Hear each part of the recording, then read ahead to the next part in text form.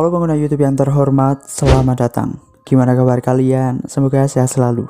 Di video kali ini kita akan membahas sebuah film horor yang tidak biasa, di mana hantu dalam film ini adalah seorang Wariza. Jadi sebutannya mungkin kuntil bapak kali ya. Yaitu film Taman Lawang tahun 2013. Jadi Taman Lawang sendiri sebenarnya adalah sebuah taman di daerah Menteng, Jakarta Pusat, di mana dulu katanya taman ini dijadikan tempat berkumpul alias mangkalita para Wariza. Film ini juga untuk mengenang almarhum Olga Syahputra. So, gimana kisah selengkapnya? Let's get to the movie. Ampun, kamu datang banget sih. Film dimulai saat para waria ini sedang menjajakan dirinya alias mangkalita di Taman Lawang. Di antara mereka ada satu waria yang selalu laris manis karena full service dan harga ekonomis. Ternyata namanya adalah Ningrum. Kalau siang Sueb. Dia ini gak disukai sama para penghuni Taman Lawang di situ, ya karena cuma dia yang laku keras. Malam itu dia dapat cuan banyak. Seretong, 2 retong, 3 elong, ucap Ningrum sembari menghitung uang itu. Kalau pengen dapet benyong, lu ngesong yang banyak, sampai lebar tuh mulut. Tiba-tiba Ningrum dengar suara aneh dan diikutilah sama dia. Setelah belusukan sebentar, dia sampai juga di sumber suara. Nemu bungkusan, dikiranya isi HP. Ternyata sisir. Ya udahlah nggak apa-apa, lumayan. Dimasukin tuh sisir ke dalam tas. Berganti hari, masih di Taman Lawang, kita kenalan dengan Mbak War yang habis turun dari mobil. Namanya Cynthia, kalau siang Heru. Dia mual-mual karena katanya habis ngesong. Ada juga mbak-mbak pedagang kaki 5, namanya Neneng. Dia itu juga bestinya para Mbak War di situ. Minum. Pejongnya ketelan sama gue. Kalau lu ngesong, pelangi-pelangi ala keindahmu. Cynthia ini pangling sama Ningrum, soalnya malam itu kok tumben-tumbenan pakai dress serba hitam semua. Ningrum pun malah nyuruh Cynthia sisiran pakai sisir nemu itu. Ini sisir keramat. Ada aja-ajanya, Cim. Belum selesai sisiran, ada razia Pak Pol PP. Terlihat banyak sekali para pencari nafkah itu yang terjaring udah kayak ikan peto yang dijaring buat dibikin rempeyek. Mereka pun sibuk nyelamatin diri sendiri. Sedangkan Ningrum dan Cynthia lari ke arah jalur yang sama. Mereka pun ngumpet di bantaran kali Ciliwung. Tapi naas, Ningrum terjatuh dan hanyut di sungai itu.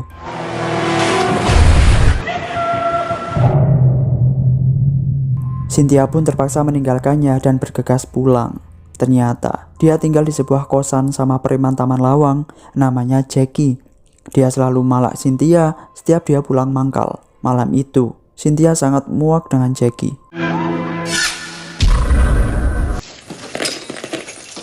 Bisanya lu cuma meres gue doang. Adik lu, perempuan lu. Punya ginian lu. Keesokan harinya, Nenek ngasih tahu ke Cynthia bahwa Ningrum dinyatakan meninggoy. Cynthia dan para Mbak War lain pun ikut menjenguk jasad Ningrum. Di sini kita kenalan dengan orang baru. Ada Ridwan, pacarnya Ningrum, ibunya Ningrum, dan Fitri, adiknya Ningrum. Pacarnya Ningrum kok cowok ya?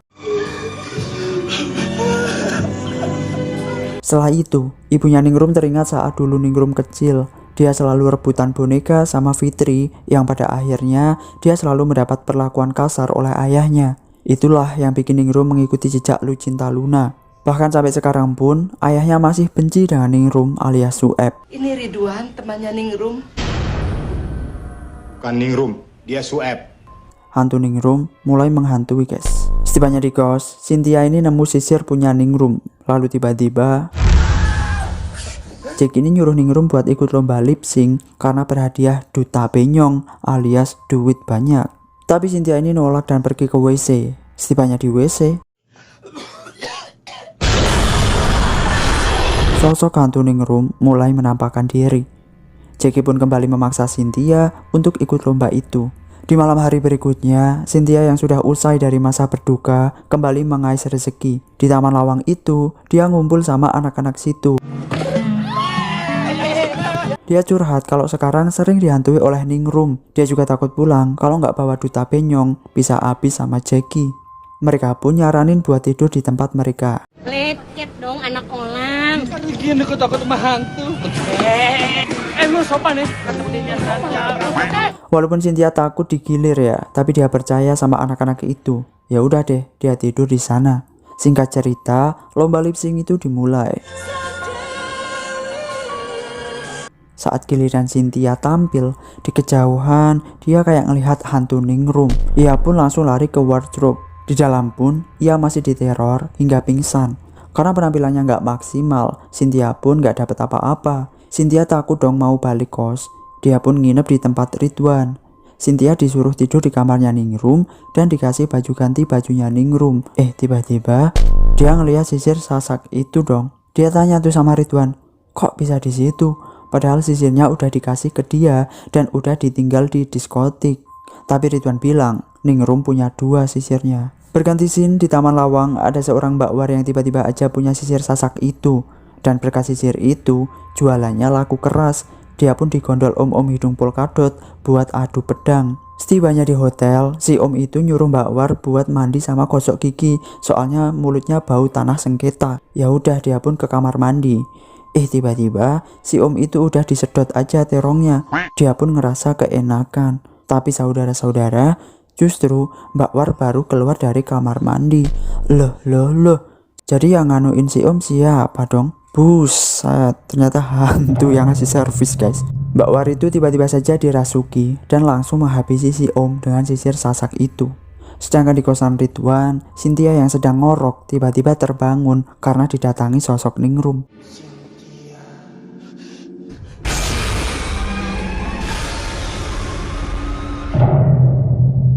Ridwan pun segera datang dan menenangkannya.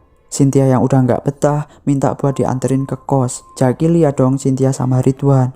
Apalagi si Cynthia ini nggak bawa duta penyong kan.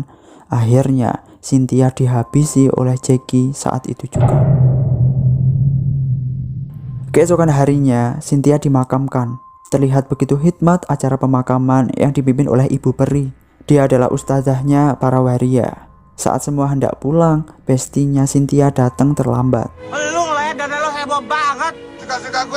Berganti scene, kita kenalan dengan orang baru, Noni. Dia adalah seorang jurnalis dan penulis novel.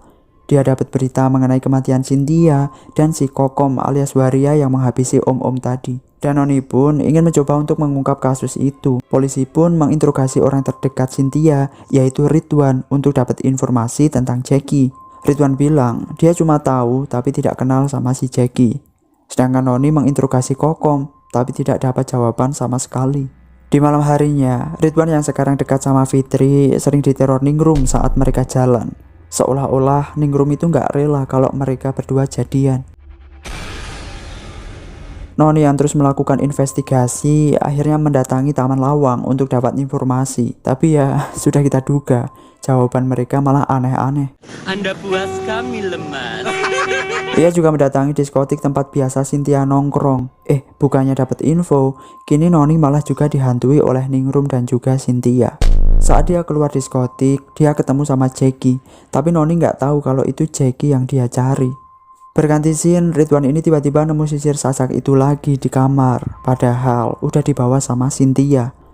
Nggak lama kemudian, si janda gatel sebelah rumah datang. Namanya Mbak Ana. Dia ini sudah lama ya pengen mencicipi terong Ridwan. Karena kemarin masih ada Ningrum, dia nggak berani. Ridwan yang sukanya sama cewek berbatang akhirnya menolak. Justru dia ngasih Mbak Ana sisir Sasak itu buat kenang-kenangan.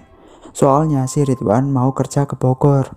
Gak lama kemudian, Pak Rete datang nagih Ridwan uang iuran warga. Pak RT, ada iuran warga yang belum Mas Ridwan bayar. Ternyata Pak Rete ini om-om hidung polkadot. Dibawalah Mbak Ana ke rumahnya dan terjadilah pertempuran terong dan donat.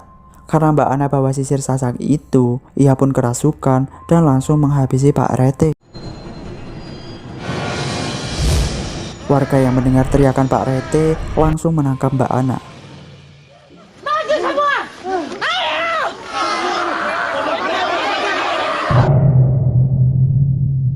Di tengah ketegangan teror sisir Sasak itu, di Taman Lawang ada seorang Mbak War yang kelaparan. Ia pun pesan nasi goreng mamang-mamang pinggir jalan. Karena Mbak War ini seharian belum laku, dia nawarin mamang dibayar pakai begituan. Bayar pakai belum pernah kan? Mamang yang memang haus belayan seorang waria pun mau. Saat sedang asyik anu-anuan di tumpukan sampah, tiba-tiba saja ada razia Pol PP. Mamang pun lari terbirit-birit dengan belalainya yang masih kotar-katir kesana kemari. Lalu tiba-tiba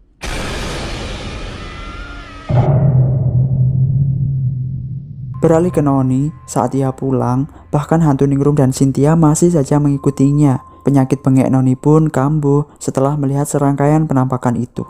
Setibanya di rumah, dia sudah ditunggu oleh cowoknya, yaitu George. Noni cerita soal penampakan-penampakan itu. George pun menenangkan Noni dengan dikasih yang enak-enak. Beralih ke rumah Ningrum, Fitri ini masuk ke kamar Ningrum dan minta restu mengenai hubungannya dengan Ridwan. Namun, sepertinya Ningrum itu nggak mau kalau harus dimadu. Noni yang mulai menulis novel mengenai Cynthia justru malah terus diganggu.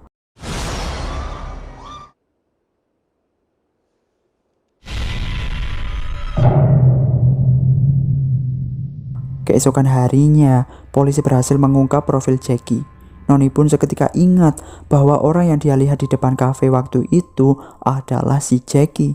Malam itu juga mereka mendatangi kafe itu. Namun, Noni yang naik mobil sendiri justru malah diculik oleh Jackie dan dibawa ke sebuah rumah kosong. Jackie kesal kenapa dia sok-sokan mau mengungkap kasus itu. Ia pun ngasih kejutan bahwa selama ini Jackie bersekongkol dengan George buat jadi mata-mata. Iya, George pacarnya Noni. Noni pun shock melihatnya. Bukan hanya itu, ternyata Jackie dan George itu pacaran alias kaum lagi bete. Setelah itu, Jackie haus dan keluar buat cari minum.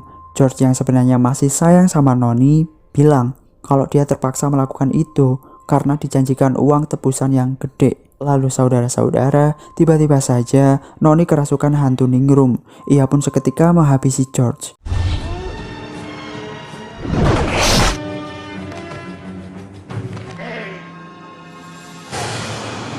Jackie yang baru balik kaget banget kan ngelihat George yang bersimbah darah.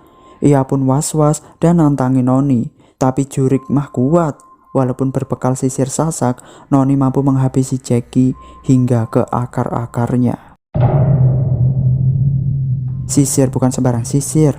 Karena ini sisir apa Ningrum? Ada aja-ajanya, Cim. Lalu seketika Noni sadar dan menyesali apa yang barusan ia perbuat. Keesokan harinya, ia pun ziarah ke makam Cynthia dan mendoakannya. Dan di scene akhir, ternyata Ridwan dan Fitri sudah nikah dan dikaruniai seorang anak bayi. Ningrum lah yang menjadi babysitternya. Pesan yang dapat kita ambil dari film ini adalah carilah pekerjaan yang baik-baik dan jalanilah kehidupan sesuai dengan ketetapan Allah SWT. Banyak kok pekerjaan yang jauh lebih mulia daripada jual diri. Contohnya jual gorengan atau jualan cilok, basreng juga bisa, telur gulung atau makaroni mewek, banyak. Oke, gue Danang izin pamit dan undur diri dan sampai jumpa di alur film berikutnya.